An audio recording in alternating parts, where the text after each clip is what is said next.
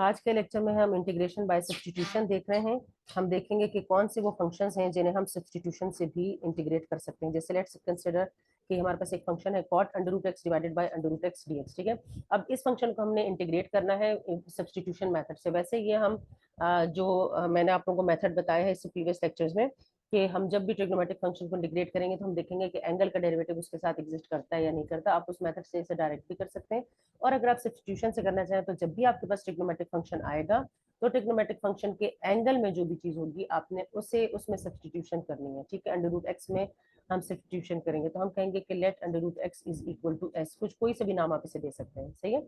अच्छा, कभी कभी हम पूरे ट्रिग्नोमेट्रिक फंक्शन में भी सब्स्टिट्यूशन कर देते हैं, वो अब मैं आगे इस तरह की एग्जांपल्स भी आपको करवाऊंगी। अब जब हम इसमें s लगा देंगे, यानी कि अंडर रूट एक्स को हटाकर इसकी जगह s लगा देंगे, इसे रिप्लेस कर देंगे, तो हमें dx को भी ds में रिप्लेस करना पड़ेगा। ठीक है, तो हम क्या करेंगे, इसे with respect to x differentiate करेंगे ताकि हमारे पास dx की वैल्यू भी आ जाए।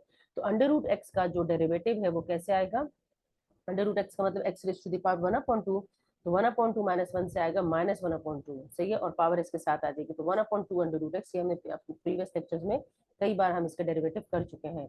ठीक है, और यहाँ पर हमारे पास आएगा dx और यहाँ आ जाएगा ds। ठीक है, ये dx और ds इसलिए आया है कि आप यहाँ देखें, इसे मैंने with respect to X differentiate किया और यहाँ पर ds अपॉन dx आ जाएगा, तो वो dx को मैं यहाँ लेकर आ दूंगा। सही है, तो यहाँ पर हमारे पास ये इस तरीके से बन गया।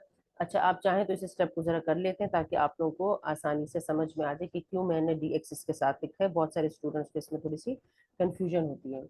यहाँ पर मैं लिखूंगी ds अपॉन dx। मैंने s को विद रिस्पेक्ट टू x जो है वो डिफरेंशिएट किया। अब dx को यहाँ लेकर आ जाए, ठीक है, या आप dx को बिल्कुल यहाँ लेकर आ जाए, क्योंकि यहाँ पर हमारे पास 1/√x dx मौजूद है ना, तो dx को यहाँ लेकर आऊंगी तो आ जाएगा dx डिवाइडेड बाय 2√x और ds इक्वल टू है ds के। सही है, ये हमारे पास आ गई इसकी वैल्यू। अब ये वाली वैल्यू और जो ये वैल्यू है ये हम इसमें सब्स्टिट्यूट करेंगे, ये दो सब्स्टिट्यूशन हम बनाएंगे। सही है, तो अब यहाँ देखें, इस फंक्शन को मैं अगर इस तरीके से लिखना चाहूँ तो मैं इसे ऐसे लिख सकती हूँ कि cot √x हो गया। सही है, और ये हमारे पास हो गया है dx upon under root X ऐसे। अच्छा, ये हमारे पास dx upon under root X आया है, यहाँ 2 नहीं है, तो आप ऐसा करें कि इस 2 को यहाँ से, यानी कि इधर इस 2 को वहां लेकर चले जाए, इसके साथ मल्टीप्लाई कर दें, तो 2 यहाँ से हट कर कहाँ चले जाएगा, 2ds बन जाएगा ऐसे, 2ds। सही है, तो यहाँ पर हम इसकी जगह लगाएंगे, इस cot अंडर रूट एक्स की जगह लगाएंगे cot s, s इसका एंगल हो गया। ठीक है, और dx upon under root X की जगह हम लगाएंगे 2ds। तो 2 को मैं बाहर लिख देती हूँ इंटीग्रल से, और यहाँ लग जाएगा ds। सही है, इस पूरे की जगह मैं ds लगा दूंगी, इसकी जगह 2 भी साथ में है तो 2 मैंने बाहर लिख दिया है। तो अब हम इसे इंटीग्रेट करेंगे। अच्छा, कॉट का जो है वो इंटीग्रल डायरेक्टली नहीं होता है, क्योंकि कॉट किसी का डिफरेंशियल नहीं है, इसलिए कॉट का इंटीग्रल डायरेक्टली पॉसिबल नहीं है। तो हम क्या लिखेंगे, कॉट को मैंने आप लोगों को आइडेंटिटीज बताई थी कि कॉट जो है वो इक्वल होता है किसके, कॉट एस इक्वल होगा किसके, cos X S minus, sorry cos S minus sine S ऐसे, यानी कि कॉट थीटा जो है वो इक्वल होता है sine cos theta divided by sine theta के। तो हम क्या करेंगे, कॉट को रिप्लेस कर देंगे कॉस अपॉन साइन से, तो हमारे पास ये इस तरीके से बन जाएगा 2, और यहाँ बन जाएगा कॉस एस, एस इसका एंगल है, और साइन एस डी एस। सही है, अब हम इसे इंटीग्रेट करेंगे, तो इंटीग्रेशन के लिए अब ये अब फ्रैक्शन में है चूंकि, और नीचे वाले फंक्शन की पावर 1 है, तो हमने क्या कहा, हमने एक फॉर्मूला मैंने आपको बताया था कि अगर आपके पास एक फंक्शन है डिनोमिनेटर में और उसकी पावर 1 है और उस फंक्शन का डेरिवेटिव ऊपर एग्जिस्ट करता है, ठीक है, तो हमने क्या कहा था कि इसका जो इंटीग्रल आएगा वो log f of x plus C, ये इसका इंटीग्रल आएगा। सही है, तो यहाँ देखें, ये जो नीचे फंक्शन है साइन एक्स, इस फंक्शन का डेरिवेटिव ऊपर एग्जिस्ट कर रहा है। साइन एक्स का जो डेरिवेटिव है, derivative of sine S equal है किसके, कॉस एस के। सही है, तो अब यहाँ पर हम, ये चूंकि इसका डेरिवेटिव है तो हमने क्या लिखा, हम लिखेंगे कि ये लॉग साइन एस, मैंने इसके लिए एक अलग से लेक्चर बनाया हुआ है जो हम मैंने लिखा है इंटीग्रेशन एज जो है वो लॉगरिथम्स। ठीक है, तो वो मेरे लेक्चर जो है उसका लिंक भी यहाँ पर दे दूंगी, जिसमें यहाँ पर इन फंक्शंस के मैंने ये रूल भी जिसमें मैंने एक्सप्लेन किया हुआ है। तो ये हमने सब्स्टिट्यूशन से कर लिया है, लेकिन अब हमने क्या करना है, वापस सब्स्टिट्यूशन को रिप्लेस करना है। एस हमने क्या लिया था, एस हमने लिया था अंडर रूट एक्स की जगह, तो वापस रिप्लेस कर दें वैल्यूज को। एस की जगह हम लगा देंगे under root S, under root X, ठीक है, log sine under root X plus C, क्योंकि एस मैंने किसको लिया था, अंडर रूट एक्स को लिया था, तो ये इसका क्या हो गया है, इंटीग्रल हो गया। इसी तरह से कुछ और क्वेश्चंस देखते हैं। जैसे यहाँ पर एक क्वेश्चन मैंने लिया है, ये है कॉस क्यूब। मैंने थोड़े से डिफिकल्ट क्वेश्चंस दिए हैं ताकि आप लोगों को, क्योंकि इजी क्वेश्चंस जो है आप लोग कर लेंगे इंशाल्लाह जब आप लोग ये डिफिकल्ट क्वेश्चन सीख लेंगे। अब यहाँ पर है कॉस क्यूब एक्स और अंडर रूट साइन एक्स, ठीक है। अब यहाँ देखें, दोनों फंक्शंस में से दोनों फंक्शंस एक दूसरे के डेरिवेटिव्स हैं, लेकिन इस फंक्शन के ऊपर भी पावर है और इस फंक्शन के ऊपर भी पावर है, ठीक है। तो हम क्या करेंगे, हम सब्सटीट्यूशन लेकर देखते हैं। हम सब्सटीट्यूशन किसको लेंगे, अंडर रूट साइन एक्स को में सब्सटीट्यूशन कर देंगे। हम कहेंगे कि let under root sine X जो है वो इक्वल है टी के, साइन एक्स टी के इक्वल है, ठीक है। अच्छा, जरूरी नहीं कि आप एक सब्सटीट्यूशन ले लें और उसी से, अगर आपको नहीं समझ में आ रहा तो आप एक सब्सटीट्यूशन ले लें और उससे अगर नहीं सिंप्लीफाई हो रहा, नहीं क्वेश्चन उसमें इंटीग्रेशन की फॉर्म में आ रहा, आसानी से नहीं इंटीग्रेट हो रहा, तो आप दूसरे को लेकर देख लें, ठीक है। लेकिन ये कुछ टिप्स हैं जो आपने याद रखने। अब जैसे अंडर रूट साइन एक्स वाला जो है, साइन की पावर जो 1/2 थी, ये अंडर रूट एक्स वाला, ये चूंकि मुझे लग रहा था कि ये थोड़ा सा शायद प्रॉब्लम करे, तो मैंने इसको टी ले लिया। अब मैंने क्या किया, जब मैं साइन एक्स अंडर रूट को टी के इक्वल मैंने ले लिया है, तो मुझे डी एक्स को भी डी टी में कन्वर्ट करना पड़ेगा। तो मैं क्या करूंगी, इसे with respect to X differentiate करूंगी। तो साइन एक्स के ऊपर पावर है, तो पहले ये with respect to power differentiate होगा। तो क्या आएगा हमारे पास, यहाँ पर मैं एक लाइन बना देती हूँ। यहाँ पर हमारे पास क्या आएगा, 1/2, ठीक है। और साइन एक्स की पावर है 1/2 है, तो उसमें से 1/2 में से 1 माइनस होगा इस तरीके से, और into derivative of inner function. ये तो with respect to power differentiate हुआ है, ठीक है। अब क्या करेंगे, with respect to inner function, derivative की भी अलग से मैंने प्लेलिस्ट बनाई है, वहां पर आप पावर रूल देख सकते हैं कि किस तरीके से पावर वाले फंक्शंस को डिफरेंशिएट करते हैं। तो पहले with respect to power differentiate किया, इनर फंक्शन का डेरिवेटिव क्या होगा, साइन एक्स का डेरिवेटिव है कॉस एक्स, और यहाँ आएगा डी एक्स अपॉन, यहाँ इधर आ जाएगा D x D T upon D x, ठीक है। यहाँ पर D T upon D x आएगा।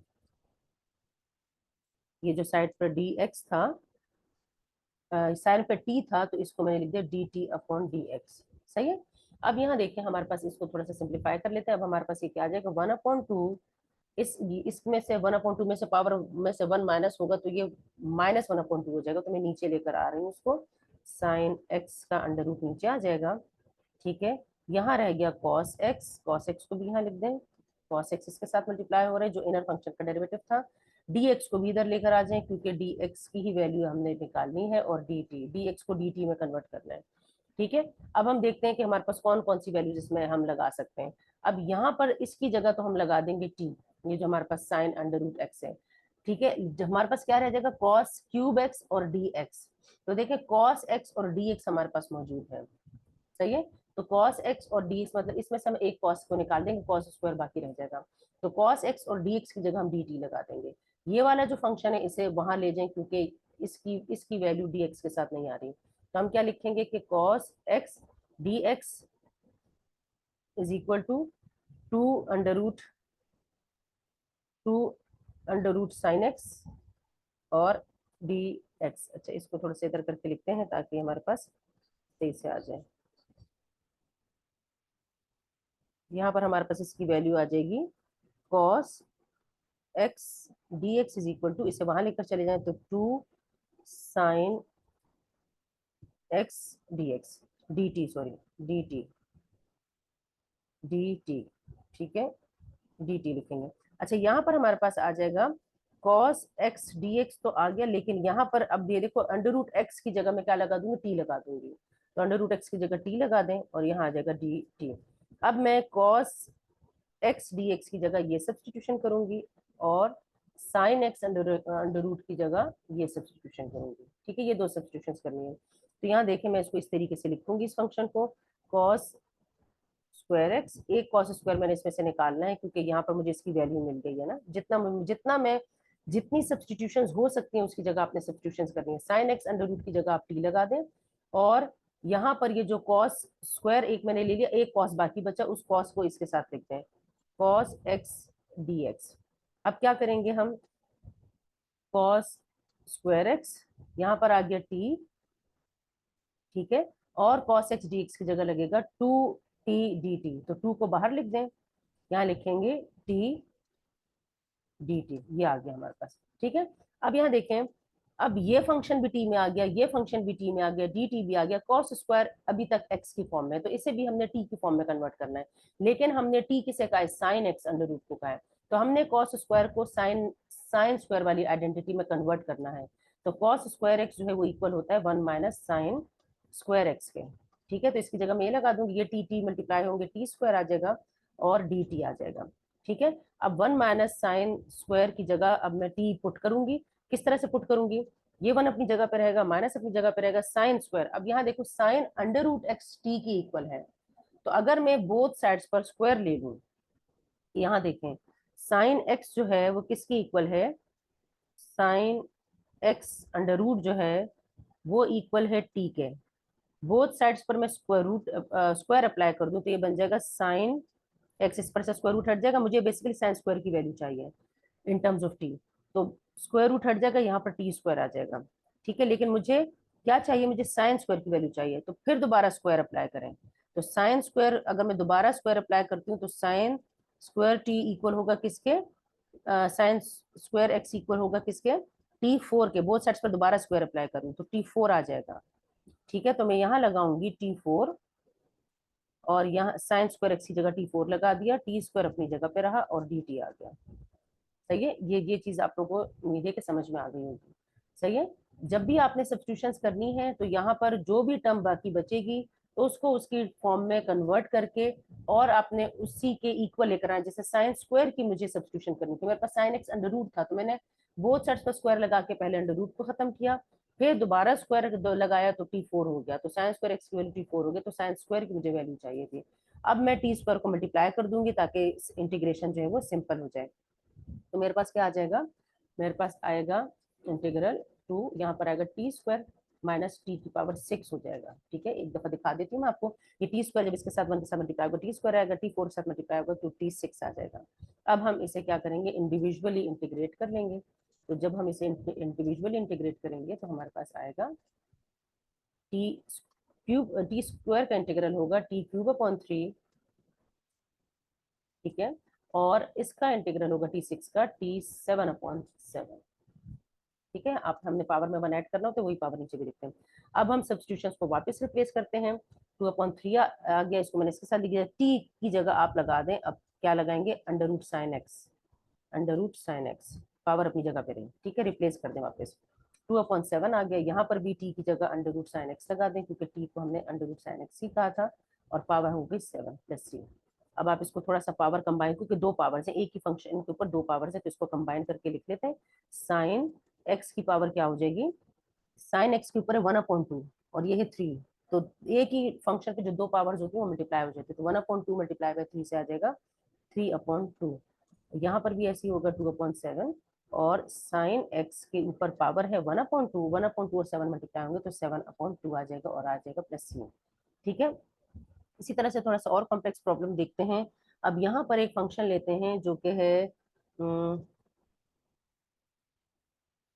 अच्छा, यहाँ एक फंक्शन हम ले लेते हैं थोड़ा सा लॉग की फॉर्म में, यानी कि हमारे पास फंक्शन है D x divided bye x log x की पावर 3, ऐसा। ठीक है, अब जब भी आपके पास पावर वाला फंक्शन आएगा तो पावर के अंदर जो फंक्शन है आपने उसमें सब्स्टिट्यूशन करनी है।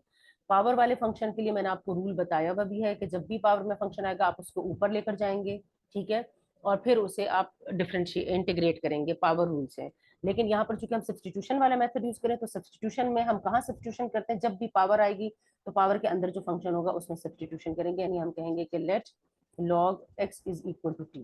जब log x t हो जाएगा, अब मुझे डी एक्स को भी रिप्लेस करना होगा इससे, डी टी से, तो अब मैं क्या करूंगी, बोथ साइड्स पर इसे डिफ्रेंशिएट कर दूंगी विद रिस्पेक्ट टू x, तो विद रिस्पेक्ट टू x जब मैं डिफ्रेंशिएट करूंगी log x को, log x का डेरिवेटिव आता है 1/x, सही है, और यहाँ पर आ जाएगा dt/dx, dx को यहाँ लेकर आ जाए, तो dx/x हमारे पास आ गया dt।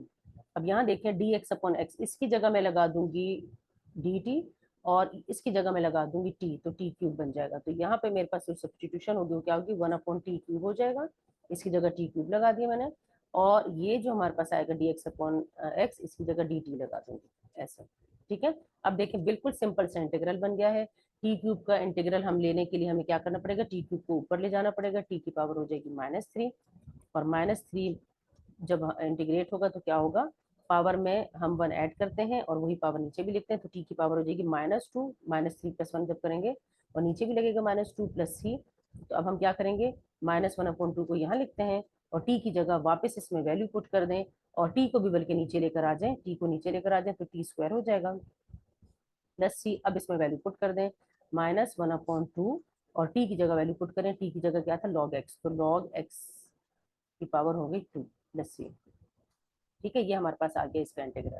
सही है, इसी तरह से अब हमारे पास एक और हम पावर वाला फंक्शन देखते हैं, -2x divided by 4 - x² under root. अब देखें इसके ऊपर पावर है, 4 - x² के ऊपर पावर है, तो मैंने क्या किया कि 4 - x² को हम कहेंगे कि let 4 - x² is equal to T के है, बोथ साइड्स पर with respect to x differentiate करेंगे तो -4 का डेरिवेटिव 0 हो जाएगा और x² का डेरिवेटिव, माइनस का साइन अपनी जगह पर रहेगा, x² का डेरिवेटिव 2x आ जाएगा और यहाँ आ जाएगा dt अपॉन dx। इस dx को वहां ले जाएं तो आपके पास आएगा dt।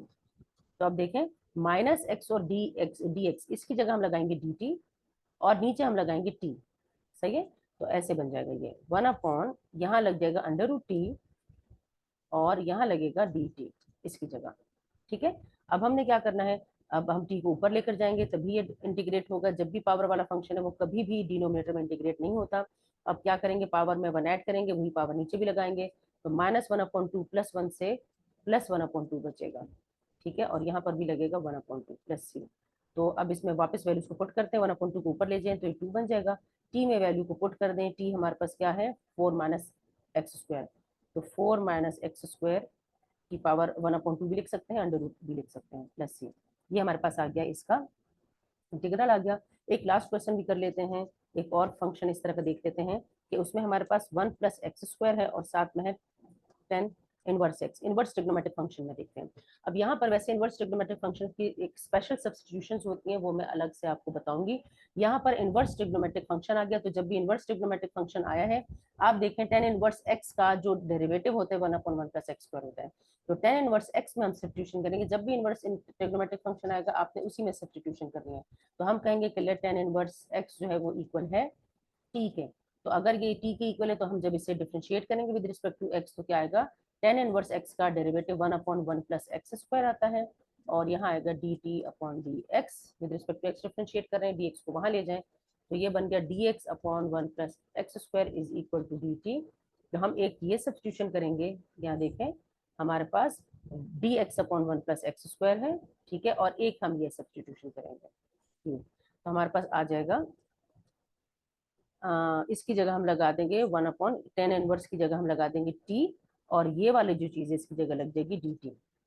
सही है, अब 1/t का जो इंटीग्रल है वो क्या है, log t + c, इस तरह से आएगा। अब वापस वैल्यू रिप्लेस कर दें, t की जगह हम लगाएंगे 10 इनवर्स x + c। तो इस तरह से हमने कुछ सब्स्टिट्यूशंस देख ली।